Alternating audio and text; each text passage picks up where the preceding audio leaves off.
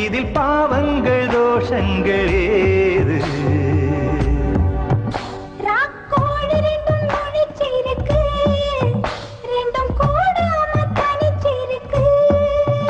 உள்நாடிதான் நெருப்பா கொதிக்க, நடுச்சாம வேளையில் வாடையடிக்க, கண் பார்வைதான் பழமாச்சிலக்க, மெதுவாவே நீ மின்னலடிக்க.